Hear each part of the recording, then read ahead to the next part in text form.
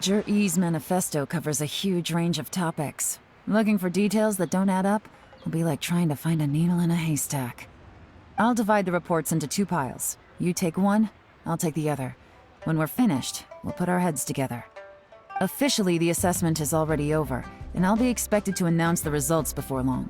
So we have to get to the bottom of this as quickly as we can. Yikes! We better hurry! Whatever else Uncle Tien might think of Jur-E, the fact remains that he's one of his favorite students. Any evidence he's left is not going to be immediately obvious. We'll have to look carefully and think critically.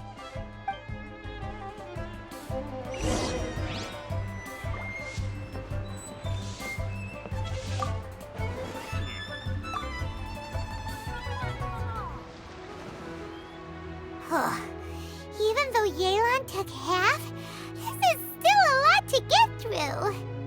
Well, we gotta start somewhere.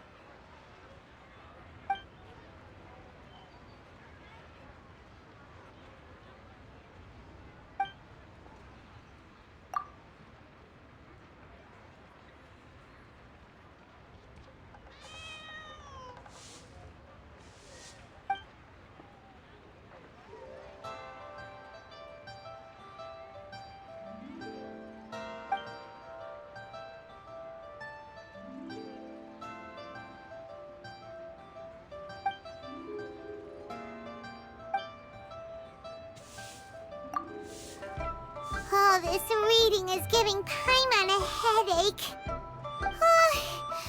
Let's take a break.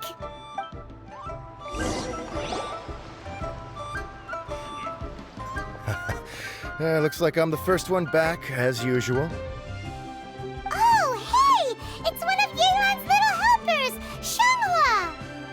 If you're back, that means you finished investigating Tianwei, right? You betcha. I visited all the commerce guilds and gathered a wealth of information. Every time they asked me to leave, but I always had another trick up my sleeve. Don't drag this out. Just tell us your findings. Yes, Lady Yelan. To summarize my findings, most people who've had interactions with Tianwei will start out complaining about how proud and arrogant he is, but then go on to give a generally positive appraisal of him. The young master of the Feiyun Commerce Guild said that Tianwei appears arrogant, but he's very scrupulous in the way he works. Once he signs a contract with somebody, he treats them fairly regardless of their background. Who'd have thought?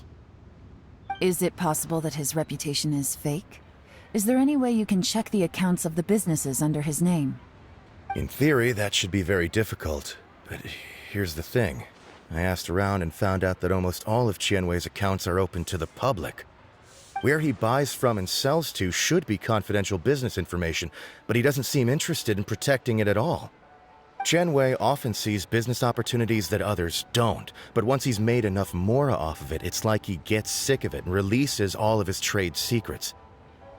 It's like he wants people to know that they still can't beat him, even if he shares all of his secrets. The fact that someone like that can still make mora is pretty infuriating when you think about it. What a strange guy. It's like he's not doing business to make mora, but instead... to validate his theories. No wonder his manifesto contains so many insights. It's all the result of his first-hand experimentation. I'm back! Huh? How come you're here? Why do you think? Obviously, because I possess superior skills, and am always one step ahead of the competition. Well, when you're the competition, at least. Whatever. I'm not getting into an argument with you. If I hadn't had something else to take care of on the way, I would have been back long before you. Lady Yelan, I have finished investigating Mingbois. Well, we're all ears. The Ministry of Civil Affairs says that Mingbois struggles to get his words out when he gets nervous, especially when he's chatting with strangers. But after a few days of getting to know him, you can pretty much have a normal conversation with him. On the whole, the feedback from the Ministry of Civil Affairs was very positive. He always considers the things that everyone else overlooks. In your opinion, was the Ministry of Civil Affairs' appraisal of Mingbois at all exaggerated? I don't believe so. Mingbois is someone who has slowly but surely earned the reputation he has today. According to Miss Yu, the Ministry often gets Mingbois to take a final look at projects before they're implemented. People feel much more confident in something if it has his stamp of approval. Oh, and also, there was once someone in the Ministry who was lying and cheating to try to advance their career. Mingbois gave them the scolding of a lifetime. Apparently, he can be terrifying when he loses his temper. Whoa, that's hard to imagine. Like I said before, things are not always as they appear. Ah, so that's what you meant by that. I'm starting to get it now. Thank you both. You're free to go now. So, have you finished reading the manifesto? We still have a bit left.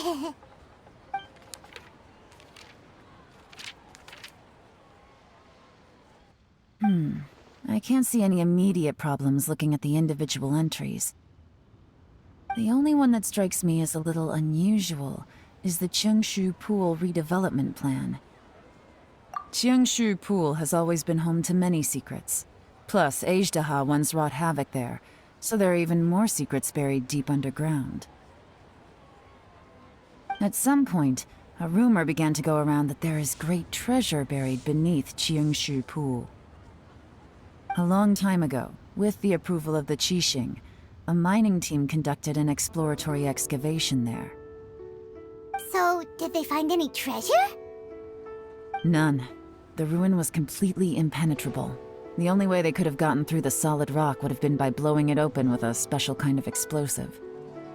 The technology wasn't mature enough at that time, so the excavation project was shut down and the treasure became a mere legend. Zhi-Yi's manifesto focuses on solving problems, and this treasure hunt seems extremely risky. It seems out of step with the rest of his plans. Still, this one fact alone doesn't tell us much. Everyone wants to get their hands on this treasure. The treasure hoarders, the Fatui, even local Liyue factions. Did you find anything? Excavation? Project? Treasure? Did we read anything similar in our half of the manifesto? Oh yeah! Zhi-Yi said the Blackcliff Forge workers should get right of first refusal if any suitable projects come up. Did he now? Well, that makes everything much clearer. So Zhi-Yi wants the Blackcliff Forge to excavate the treasure of Cheungshu Pool. Does that mean the Blackcliff Forge is Zhi-Yi's secret supporter? No, not likely. I've looked into the Blackcliff Forge before. They aren't involved with any powerful factions at present. They do possess some specialized explosives, but it would seem more trouble than it's worth to put so many resources into a risky project like this. Still, since the clues are pointing toward the Blackcliff Forge, we should see where they lead. We may well find something new.